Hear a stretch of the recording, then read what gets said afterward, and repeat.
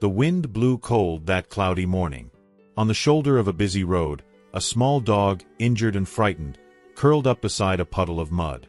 His fur, once white, was stained with dirt and blood. With every car that passed, he shrank back even further, as if bracing for the worst. Then, the headlights of a parked vehicle illuminated his figure. The sound of the door opening and hurried footsteps broke the silence. Stella, wearing her gray coat, knelt beside him.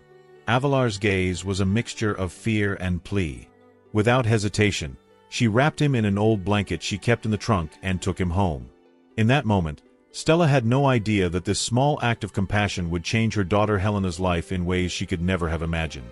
The Petrovitz-Barreto household was located in a quiet neighborhood, surrounded by tall trees swaying in the wind. It was a cozy home, with yellow walls and floral curtains, but within those walls, life had become a daily battlefield of challenges since Helena's diagnosis. Helena was a girl with large, curious eyes, but her curiosity was limited to objects that seemed to exist in her own world. Puzzle pieces she incessantly disassembled and reassembled, or glass marbles she twirled between her fingers for hours. She rarely looked at her parents, and her silence filled the rooms like an invisible weight. Stella spent hours researching therapies and ways to help her daughter.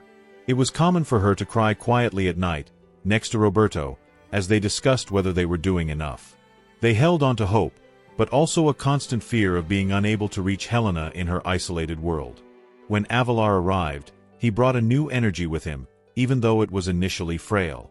The kitchen, once silent, now carried the sound of paws scratching the floor and the clink of a food bowl being pushed by a hungry snout. He was small, with light patches on his fur and eyes that, despite their tiredness, shone with a kind of gratitude. In the first few days, Helena seemed indifferent to the dog's presence. She watched from a distance, peeking through door cracks, but didn't approach him. Stella, focused on the animal's recovery, also didn't encourage immediate contact. But there was something no one noticed. Helena began to include Avelar in her rituals. From within her world, she made small gestures that were almost imperceptible. If Avelar lay down, she would place a glass marble beside him and wait. If he didn't move, she would retreat but always return to check if the marble was still there. One morning, Stella noticed that Helena seemed more restless than usual. Following her into the living room, she found the girl sitting a few feet away from Avelar, holding her puzzle pieces. For the first time in months, Helena had changed her routine. She wasn't playing alone in the corner but was sharing the space with the dog. Roberto, always practical in his approach, suggested it might just be fleeting curiosity. But Stella felt something different. There was a subtle change in how Helena looked at Avelar. It wasn't the same distant gaze she usually gave objects around her. It was a look that began to seek connection. In that moment, something started to shift within the household dynamic. Avelar was no longer just a temporary guest. Without anyone realizing it, he became Helena's first point of contact with the world around her. It was on a quiet afternoon, as the sun began to slip behind the trees, that something extraordinary happened. Helena was sitting on the living room floor, her puzzle pieces spread out in a perfect circle around her. It was her routine, her comfort zone, where no one could interfere. But that day, Avelar, with slow and careful steps, crossed the space outlined by the pieces and lay right in the center of the circle. For a moment, the world seemed to stop. Stella, watching from the kitchen, held her breath. Helena, instead of moving away or reacting with discomfort, looked at the dog. It wasn't a casual glance, it was deep, almost curious. She tilted her head, as if trying to understand why this visitor had entered her sanctuary. Avelar remained still, but his eyes never left Helena's. Then she did something unexpected. She picked up a puzzle piece and gently placed it on his paw. Stella brought her hand to her mouth to stifle a gasp. This interaction marked the beginning of something new but also brought a concern to the surface. In the days that followed, Helena began seeking out Avelar during moments of distress, episodes of agitation when she would cry or scream without apparent reason, leaving her parents helpless. But now, as soon as Avelar approached, she calmed down. He would lie beside her, as if he instinctively knew what to do. This change, though miraculous, presented a new challenge. Roberto began to wonder if the relationship between Helena and the dog might be creating a dependency that could become difficult to manage. What if something happens to him? What if he gets sick? We're putting too much responsibility on an animal, he told Stella one night while they were tidying up the kitchen.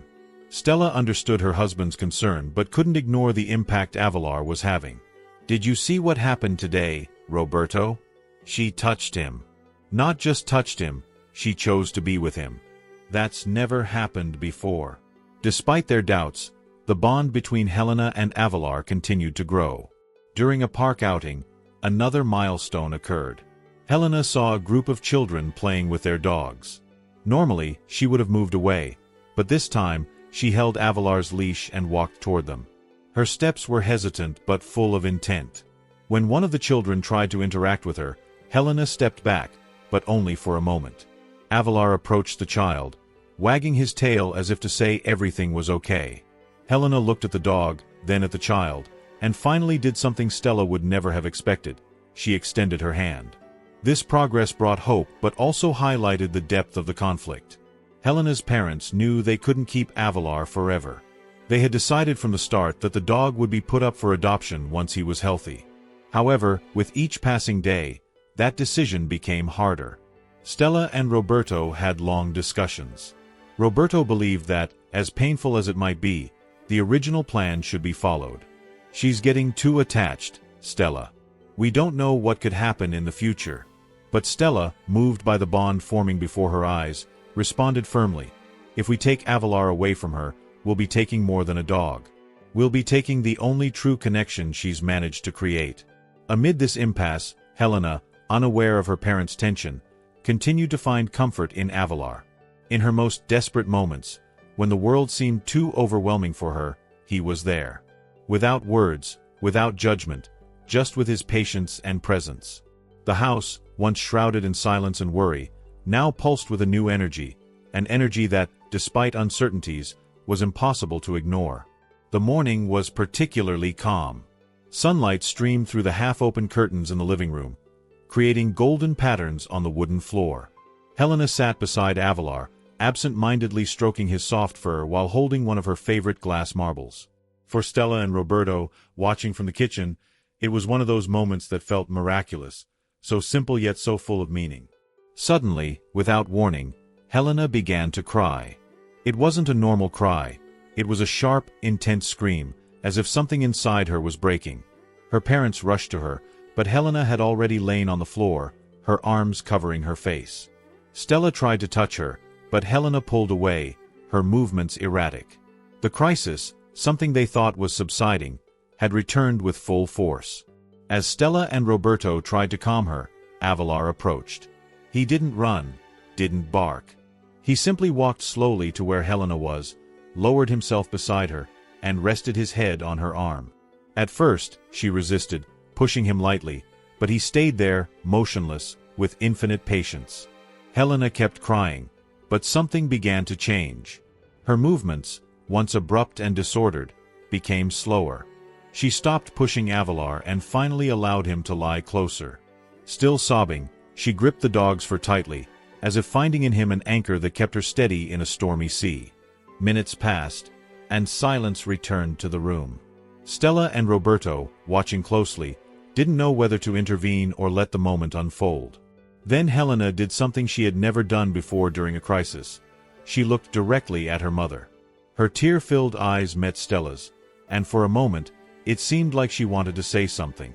But instead of words, she simply pulled Avelar closer, burying her face in the dog's neck. That gesture broke something inside Stella. She dropped to her knees, tears streaming down her face, as she watched her daughter find comfort in a way no therapy, no medication, had ever provided. Later that same evening, something even more surprising happened. While Roberto was reading a magazine on the couch and Stella was washing dishes, Helena entered the room with hesitant steps. She was holding a piece of paper scribbled with crooked, colorful lines. Without hesitation, she walked up to Roberto and handed him the drawing. "Friend," she said, pointing to the paper. In the center of the page, among blue and green scribbles, was a simple but unmistakable drawing, a dog with large ears and a wagging tail. Avelar, lying near the door, lifted his head at the sound of the word. It was as if he knew that the word friend was about him. Roberto, who rarely showed emotion, was speechless. He simply pulled Helena close and looked at Stella, who had stopped washing dishes and was watching them with a trembling smile. They knew in that moment that the decision to keep Avelar was no longer a choice. He wasn't just a rescued dog, he was part of the family. That day marked a turning point in the lives of the Petrovitz-Barreto family. Helena had faced one of her greatest crises and, with Avelar's help, had come out the other side with a level of connection and expression no one could have foreseen. And so, what began as an attempt to provide temporary shelter to an injured animal became the start of a transformation that no one in the family would ever forget. The Petrovitz-Barreto household, once so quiet, now had a new rhythm. Helena's footsteps were always accompanied by the sound of Avelar's little paws, which never left her side. Stella and Roberto watched, moved, as their daughter, once so closed off in her world, now explored the backyard with curiosity and whispered softly to her four-legged friend. Every new word she spoke was a miracle that brought tears to her parents' eyes. On a golden afternoon, Helena sat in the backyard with Avelar by her side. With a small book in her hands, she began pointing to the pictures, saying words that once seemed unreachable. Ball, dog, tree. Stella, standing at the door, covered her face with her hands, barely able to hold back her emotions. It wasn't just Helena's progress that moved her, but the bond between her daughter and Avelar, a connection so pure it transcended any logical explanation. Later, as she tucked Helena into bed, Stella was taken aback by a simple yet heartwarming gesture. The little girl held her hand and, in a soft voice, said, "Avelar stays." Stella replied with a trembling smile, "Yes, my love, he will always stay." In that moment, she realized there were no more doubts or dilemmas. Avelar was part of the family, and no prior plan could change that. Months later, Stella found an old photo of Helena, taken before Avelar arrived. The distant look and serious expression of the girl were almost unrecognizable compared to a recent photo. Helena smiling, with her arm around the dog, both bathed in sunlight. With tears in her eyes, Stella showed the photo to Roberto, who simply murmured, "He saved our girl." Stella nodded, whispering, "And she saved him." They always needed each other. That night, before going to bed, Stella walked past Helena's room and saw the girl fast asleep, with Avelar curled up at the foot of her bed.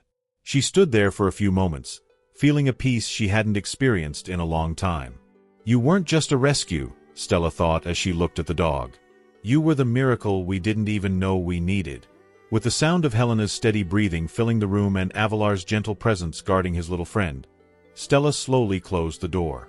In that moment, she knew everything was exactly as it should be.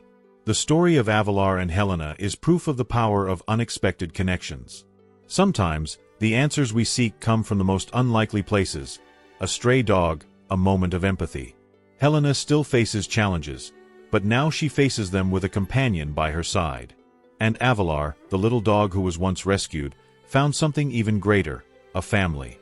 As Helena runs through the backyard with Avelar close behind, it's clear that in that encounter, they both saved each other. And that changed everything forever.